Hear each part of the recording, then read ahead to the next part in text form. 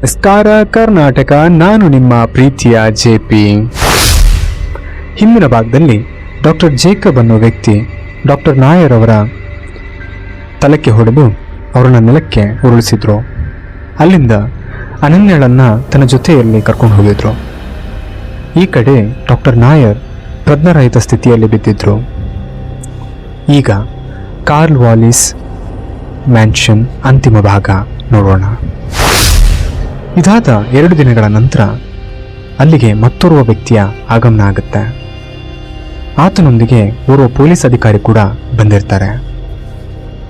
ಅವ್ರು ಬಂದೊಡನೆ ಬಾಗಿಲು ಬಡಿಯುವ ಸದ್ದಾಗುತ್ತೆ. ಇದನ್ನು ಕೇಳಿದ ಮ್ಯಾನೇಜರ್ ಮಂದಾಕಿನಿ ಹೊರಗೆ ಬಂದವಳೆ ಬಾಗಿಲನ್ನು ತೆರೆದು ನೋಡ್ತಾಳೆ. ಅಲ್ಲಿ ಯಾರೋ ಒಬ್ಬ ಮಧ್ಯಪ್ರಾಯದ ವ್ಯಕ್ತಿ, ಆತನ ಜೊತೆ ಓರ್ವ ಪೊಲೀಸ್ ಅಧಿಕಾರಿ. ಇದನ್ನು ಕಂಡು ಗಾಬರಿಗೊಳ್ತಾಳೆ. ಆತ ತನ್ನನ್ನು ಮಂಗಳೂರಿನ ಪ್ರಸಿದ್ಧ ಆಸ್ಪತ್ರೆ ಮತ್ತು ಕಾಲೇಜಿನ ಮನಶಾಸ್ತ್ರ ವಿಭಾಗದ ಮುಖ್ಯಸ್ಥ ಡಾಕ್ಟರ್ ಜೇಕಬ್ ಪಿಂಟೋ ಅಂತ ಪರಿಚಯ ಮಾಡಿಕೊಳ್ತಾರೆ. ಇದನ್ನು ಕೇಳ್ತಲೇ ಮ್ಯಾನೇಜರ್ ಮಂದಾಕಿನಿ ದಂಗಾಗ್ತಾಳೆ. ಆತ ಡಾಕ್ಟರ್ ನಾಯರ್ ಅವರನ್ನ ಭೇಟಿ ಮಾಡಲು ಕೇಳ್ಕೊಳ್ತಾರೆ. ಸುಮಾರು 70 ವರ್ಷದ ಡಾಕ್ಟರ್ ನಾಯರ್ ವೀಲ್ ಚೇರ್ನಲ್ಲಿ ಕುಳಿತಿದ್ರು. ಅವರ ಕತ್ತಿಗೆ ಬಲವಾದ ಪೆಟ್ಟು ಬಿದ್ದಿದ್ರಿಂದ ಮತ್ತು ಅವ್ರ ಕಾಲಿಗೆ ಪೆಟ್ಟಾಗಿದ್ರಿಂದ ಅವರು ವೀಲ್ ಚೇರ್ನ ಸಹಾಯ ಪಡೆದಿದ್ರು. ಡಾಕ್ಟರ್ ಜೇಕಬ್ ತನ್ನ ಪರಿಚಯ ಮಾಡಿಕೊಂಡ ಮತ್ತು ತನಗೆ ಸರ್ಕಾರ ಕೊಟ್ಟಿದ್ದ ಲಕೋಟೆಯನ್ನ ಮತ್ತು ಓರ್ವ ಯುವತಿಯ ಬಗ್ಗೆ ಆತನನ್ನು ವಿಚಾರಿಸ್ತಾರೆ. ಆಕೆಯೇ ಅನನ್ಯ. ಇತ್ತ ಡಾಕ್ಟರ್ ನಾಯರ್ ಆದ ಎಲ್ಲ ಸಂಗತಿಯನ್ನ ತಿಳಿಸ್ತಾರೆ. ಆಗ ಡಾಕ್ಟರ್ ಜೇಕಬ್ರಿಗೆ ನೆನಪಾದವನು ಸುಹಾಸ್. ತಕ್ಷಣ ಆತನ ಭಾವಚಿತ್ರದ ಬಗ್ಗೆ ಕೇಳಿದರು. ಇದನ್ನು ಕೇಳುತ್ತಲೇ ಮಂದಾಕಿನಿ ಅವರನ್ನ ಚಿತ್ರಕಾರನ ರೂಮ್ಗೆ ಕರೆತರ್ತಾಳೆ. ಅವನು ಜೇಕಬ್ ಎಂದು ಹೇಳಿಕೊಂಡು ಬಂದಿದ್ದ ಸುಹಾಸ್ನ ಚಿತ್ರವನ್ನ ಗೋಡೆಯಲ್ಲಿ ಬರೆದಿದ್ದ. ಇದನ್ನು ನೋಡಿದ ಡಾಕ್ಟರ್ ಜೇಕಬ್ರಿಗೆ ತನ್ನ ಹೆಸರಲ್ಲಿ ಬಂದವನು ಸುಹಾಸ್ ಎಂಬುದು ಖಾತ್ರಿಯಾಗತ್ತೆ. ಇತ್ತ ಬಂದವನೇ ಡಾಕ್ಟರ್ ನಾಯರ್ರಿಗೆ ಪ್ರಶ್ನೆಗಳ ಸುರಿಮಳೆಗಳನ್ನು ಸುರಿಸ್ತಾರೆ. ಯಾಕಂದ್ರೆ ಸುಹಾಸ್ ಒಬ್ಬ ಮಾನಸಿಕ ಅಸ್ವಸ್ಥನಾಗಿದ್ದ. ಆತನು ಫಿಕ್ಟಿಷಿಯಸ್ ಮೆಂಟಲ್ ಡಿಸಾರ್ಡರ್ ಎಂಬ ಕಾಯಿಲೆಯಿಂದ ಬಳಲುತ್ತಿದ್ದ. ಹಾಗೆಂದ್ರೆ ಆ ವ್ಯಕ್ತಿ ಎಲ್ಲರ ಮಧ್ಯ ಸಾಮಾನ್ಯರಂತೆ ಇರ್ತಾರೆ, ಆದರೆ ತನಗೆ ತಾನೇ ತೊಂದರೆಯನ್ನ ತಂದುಕೊಳ್ಳುವ ವ್ಯಕ್ತಿಯಾಗಿರ್ತಾರೆ. ಇದು ಸುಮಾರು 20 ವರ್ಷಗಳ ಹಿಂದಿನ ಕತೆ.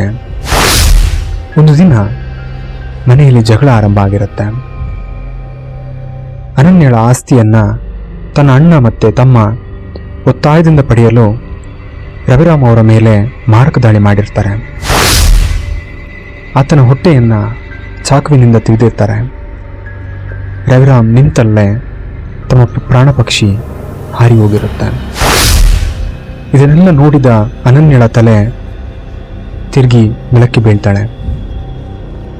ರವಿರಾಮ್ ಅವರ ತಮ್ಮ ಕೃಷ್ಣ, ಅವರ ಅಣ್ಣ ಮುರಳಿ ಎಲ್ಲರೂ ಖುಷಿಯಿಂದ ತೇಲಾಡ್ತಾ ಇದ್ರು. ಅಷ್ಟೇ, ಆಮೇಲೆ ಆ ಮನೆಯಿಂದ ದೊಡ್ಡ ಚೀರಾಟದ ಸದ್ದು. ಇದನ್ನು ಕೇಳಿದ ಹತ್ತಿರದ ಜನ ಮನೆಗೆ ಬಂದು ನೋಡ್ತಾರೆ. ಅಲ್ಲಿ ಮಾರಣ ಹೋಮವೇ ನಡೆದಿತ್ತು. ಇದರ ಬಗ್ಗೆ ಅವರೆಲ್ಲರ ತಂಗಿ ಕುಸುಮಳಿಗೆ ಮಾಹಿತಿಯನ್ನು ಕೊಡ್ತಾರೆ. ಆಕೆ ಬಂದವಳು ಅನನ್ಯಳನ್ನು ನೋಡ್ತಾಳೆ. ಆಕೆ ಜೀವಕ್ಕೆ ಯಾವುದೇ ರೀತಿಯ ಸಮಸ್ಯೆ ಆಗಿರಲಿಲ್ಲ. ಇತ್ತ ಇನ್ನೊಬ್ಬನನ್ನ ಹುಡುಕ್ತಿದ್ರು. ಅವನೇ ಕೃಷ್ಣ ಅವರ ಮಗ ಸುಹಾಸ್. ಸುಹಾಸ್ನು ದೇವರ ಕೋಣೆಯಲ್ಲಿ ಅಡಿಗೆ ಕೂತ್ಕೊಂಡಿದ್ದ. ಆತನನ್ನು ಮತ್ತು ಅನನ್ಯಳನ್ನ ಕುಸುಮ ಕರೆದುಕೊಂಡು ಬರ್ತಾರೆ. ಅಲ್ಲಿಂದ ಅನನ್ಯಳನ್ನ ನಾಯರಲ್ಲಿಗೆ ಬಿಟ್ಟು ಸುಹಾಸ್ನನ್ನ ಜೇಕಬ್ರಲ್ಲಿಗೆ ಕರೆತರ್ತಾಳೆ. ಆತನ ಚಿಕಿತ್ಸೆಯನ್ನ ಸ್ವತಃ ಡಾಕ್ಟರ್ ಜೇಕಬ್ರೇ ಮಾಡ್ತಿದ್ರು. ಆತನ ಮನೋರೋಗವನ್ನ ಅರಿತ ಅವರು ಅದಕ್ಕೆ ಬೇಕಾದ ಎಲ್ಲ ಚಿಕಿತ್ಸೆಯನ್ನ ಮಾಡಿದ್ರು. ಆತನ ಸ್ವಭಾವ ನೋಡಲು ಸಾಮಾನ್ಯರಂತೆ ಕಂಡುಬರುತ್ತಿದ್ರು. ಎಲ್ಲೂ ತಾನು ಮನೋರೋಗಿ ಎನ್ನುವ ಭಾಸ ಯಾರಿಗೂ ಕಾಣಿಸ್ತಿರ್ಲಿಲ್ಲ. ಇದಾಗಿ 20 ವರ್ಷಗಳ ನಂತರ ಆತ ಒಂದು ದಿನ ಡಾಕ್ಟರ್ ಜೇಕಬ್ರ ಸೂಟ್ಕೇಸ್, ರೆಕಾರ್ಡರ್, ಉದ್ದನೆ ಕೋಟ್ ಮತ್ತು ಟೊಪ್ಪಿಯನ್ನು ತೆಗೆದುಕೊಂಡು ಅಲ್ಲಿಂದ ಪರಾರಿಯಾಗಿದ್ದ. ಆತನ ಬಗ್ಗೆ ಲೇಖನಗಳು ಪತ್ರಿಕೆಗಳಲ್ಲಿ ಬಂದಿದ್ದವು. ಆದರೆ ಆ ಆಸ್ಪತ್ರೆಯಲ್ಲಿ ಯಾರೂ ಸಹ ಅದರ ಬಗ್ಗೆ ಗಮನ ಕೊಡಲಿಲ್ಲ. ಯಾಕೆಂದರೆ ಅಲ್ಲಿಯೇ ವಾರಕ್ಕೆ ಒಮ್ಮೆ ಬರುವ ವಾರದ ಎಲ್ಲ ದಿನದ ದಿನಪತ್ರಿಕೆ ಅಲ್ವೇ. ಇದಾಗಿ ಬಹಳಷ್ಟು ದಿನಗಳ ನಂತರ ಸುಹಾಸ್ನ ನಿಜ ಪರಿಚಯ ಅನನ್ಯಳಿಗೆ ಆಗತ್ತೆ. ಆಕೆಯು ನಿಧಾನಕ್ಕೆ ಆತನೊಂದಿಗೆ ಮಾತನಾಡಲು ಪ್ರಯತ್ನ ಪಡ್ತಿರ್ತಾಳೆ. ಸುಹಾಸ್ ತನ್ನೆಲ್ಲ ಶಕ್ತಿಗಳಿಂದ ಆಕೆಯನ್ನ ತುಂಬ ಜೋಪಾನವಾಗಿ ನೋಡ್ಕೊಳ್ತಿದ್ದ. ಕೇಳಿದ್ರ ಸ್ನೇಹಿತರೆ, ಈ ಕತೆ ಹೇಗನ್ನಿಸ್ತು? ಇಷ್ಟ ಆಗಿದ್ರೆ ಕಮೆಂಟಲ್ಲಿ ತಿಳಿಸಿ. ಈ ಪ್ರಪಂಚದಲ್ಲಿ ಎಲ್ಲರೂ ಸಹ ಒಂದಲ್ಲ ಒಂದು ರೀತಿಯ ಮಾನಸಿಕ ಒತ್ತಡವನ್ನ ಅನುಭವಿಸ್ತಾ ಇರ್ತೇವೆ. ಆದರೆ ಇದನ್ನೆಲ್ಲ ಜಯಿಸಲಿರುವುದು ಕೇವಲ ನಮ್ಮ ಆತ್ಮವಿಶ್ವಾಸ ಮಾತ್ರ. ಈ ಕಥೆಯಲ್ಲಿ ಹೇಗೆ ಸುಹಾಸ್ ತನ್ನ ಸಮಸ್ಯೆಗಳಿಗೆ ಎದುರಾಗಿ ನಿಂತು ಹೋರಾಡಿ ಅನನ್ಯಳನ್ನ ಅವಳ ಕತ್ತಲ ಪ್ರಪಂಚದಿಂದ ಹೇಗೆ ಹೊರತರ್ತಾನೋ, ಹಾಗೆ ನಾವೆಲ್ಲರೂ ನಮ್ಮ ಮಾನಸಿಕ ಒತ್ತಡವನ್ನು ಗೆಲ್ಲಲು ಬೇಕಾದ ಅಗತ್ಯ ಆತ್ಮವಿಶ್ವಾಸ ಎಲ್ಲರಲ್ಲೂ ರೂಪಿತವಾಗಲಿ. ಹಾಗೆಯೇ ನೀವೆಲ್ಲರೂ ಇರುವಷ್ಟು ದಿನ ಖುಷಿಯಿಂದ ಇರಿ. ಹಾಗೆಯೇ ನಿಮ್ಮ ಖುಷಿಯನ್ನ ಎಲ್ರಿಗೂ ಹಂಚಿ ಅಂತ ಹೇಳ್ತಾ ಈ ಕಥೆನ ಇಲ್ಲಿಗೆ ನಿಲ್ಲಿಸ್ತಾ ಇದ್ದೀನಿ. ಇಂತಿ ನಿಮ್ಮ ಪ್ರೀತಿಯ JP.